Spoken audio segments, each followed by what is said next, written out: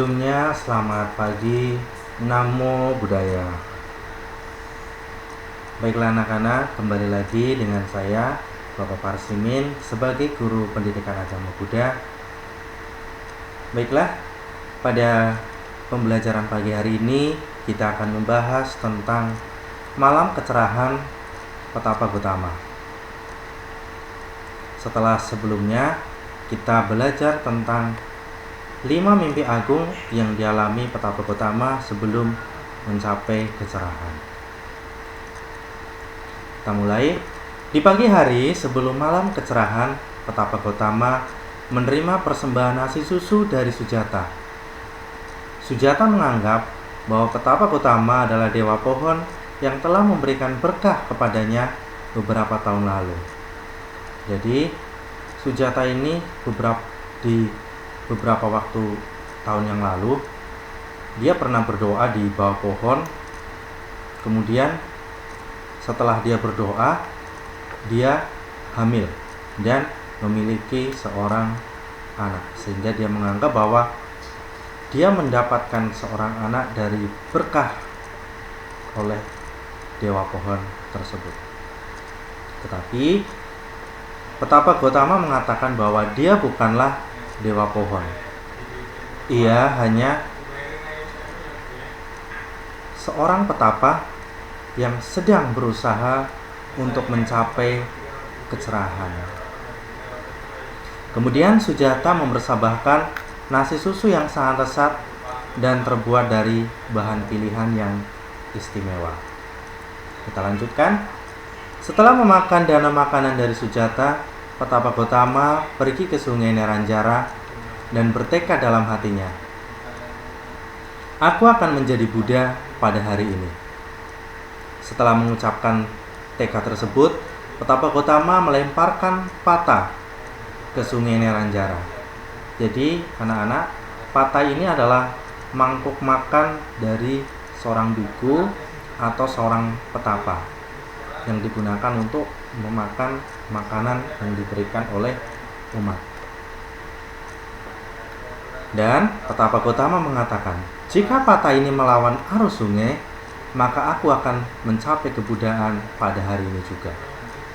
Dan benar, pata yang dilemparkan ke sungai melawan derasnya arus sungai Neranjara dengan kecepatan yang luar biasa. Kemudian pata itu disimpan oleh seorang dewa naga. Kita lanjutkan. Dalam perjalanan menuju ke hutan Gaya, Petapa Gotama bertemu dengan seorang pengumpul rumput bernama Sotia yang tengah datang dari arah yang berlawanan sambil memikul rumput. Sotia terkesan dengan penampilan agung Petapa Gotama. Setelah tahu bahwa Petapa Gotama memerlukan sedikit rumput sebagai alas duduk untuk bermeditasi, ia kemudian mempersembahkan 8 genggam rumput kusa kepada Petapa Gotama.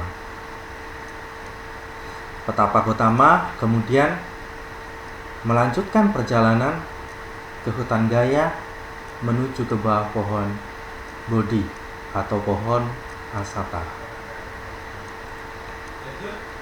Setelah sampai di pohon Bodhi, Petapa Gotama memeriksa sekeliling, mencari tempat duduk untuk bermeditasi.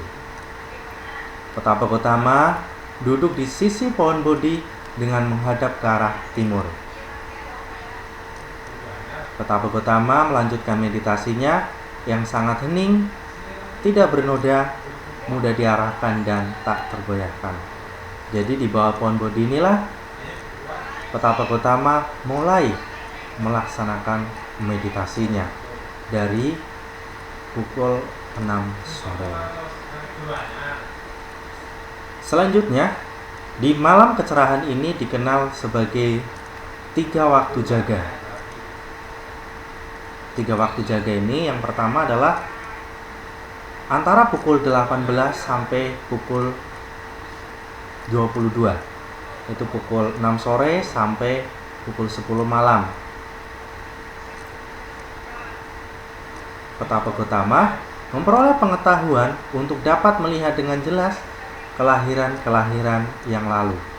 Betapa Gotama melihat kehidupan masa lalunya. Seperti ketika Petapa Gotama mengingat kehidupannya sebagai petapa Sumedha. Ketika beliau menyatakan tekad di depan Buddha Dipangkara untuk kelak nanti beliau akan menjadi seorang Buddha seperti Buddha Dipangkara. Kemudian Petapa Gotama juga mengingat kehidupan lalunya seperti ketika beliau terlahir sebagai seekor gajah, ketika beliau terlahir sebagai seekor rusa, dan ketika beliau terlahir sebagai seekor angsa. Dan masih banyak kehidupan Petapa Gotama di masa lalunya. Selanjutnya di waktu jaga kedua antara pukul 22 sampai 02.00, yaitu pukul 10 malam sampai pukul 2 pagi, di mana Petapa Gotama memperoleh pengetahuan untuk dapat melihat dengan jelas kematian dan tumimba lahir makhluk-makhluk sesuai dengan kamanya masing-masing. Itu Petapa Gotama melihat kehidupan masa lalu dari setiap makhluk yang ada di bumi. Petapa Gotama melihat bagaimana makhluk-makhluk itu mengalami kematian, bagaimana makhluk-makhluk itu mengalami kelahiran kembali, mengalami kehidupan di masa kehidupan mereka. Selanjutnya di waktu jaga ketiga antara pukul 2 pagi sampai pukul 6 pagi, di mana Petapa Gotama memperoleh pengetahuan untuk dapat menyingkirkan secara menyeluruh segala kekotoran batin, dari yang kasar sampai yang sangat halus sekalipun, di mana Petapa Gotama telah menyingkirkan berbagai kekotoran batin, diantaranya keserakahan, kebencian, kebodohan batin, dan keiri hatian. Selanjutnya, Petapa Gotama mengarahkan batinnya pada pemadaman noda batin, dan ia pun memahami tentang 4 kesunyataan mulia, yaitu kesunyatan mulia tentang duka, kesunyatan mulia tentang sebab duka, kesunyatan mulia tentang lenyapnya duka, dan kesunyatan mulia tentang jalan menuju lenyapnya duka. Bapak akan memberikan sebuah contoh dalam kehidupan kita sehari-hari. Ya, Bapak harapkan anak-anak bisa memahami tentang 4 kesunyataan mulia ini. Yang pertama adalah duka atau penderitaan. Bapak contohkan di sini adalah penderitaannya adalah ketika kita merasa lapar. Kemudian sebab dukanya atau sebab penderitaannya adalah kita mungkin belum makan, atau kita tidak makan, atau mungkin kita tidak mau makan.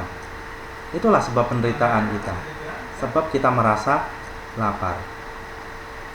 Kemudian selanjutnya adalah lenyapnya duka. Lenyapnya duka di sini adalah hilangnya rasa lapar, atau kita merasa kenyang. Kita merasa tidak lapar lagi. Kemudian jalan menuju lenyapnya duka adalah kita mengonsumsi makanan, atau kita makan makanan yang ada. Ya, jadi ini tentang contoh 4 kesunyataan mulia dalam kehidupan kita sehari-hari, yaitu duka, sebab duka, lenyapnya duka, jalan menuju lenyapnya duka. Selanjutnya, demikianlah pada bulan purnama di bulan Waisakha tahun 588 sebelum Masehi. Saat berumur 35 tahun, Petapa Gotama mencapai kecerahan. Beliau menjadi seorang Buddha dengan usahanya sendiri. Beliau menjadi seorang Sama Sambuddha. Beliau telah mencapai Bodhi. Bodhi dalam bahasa Pali artinya adalah kecerahan. Kecerahan atau pandangan sempurna.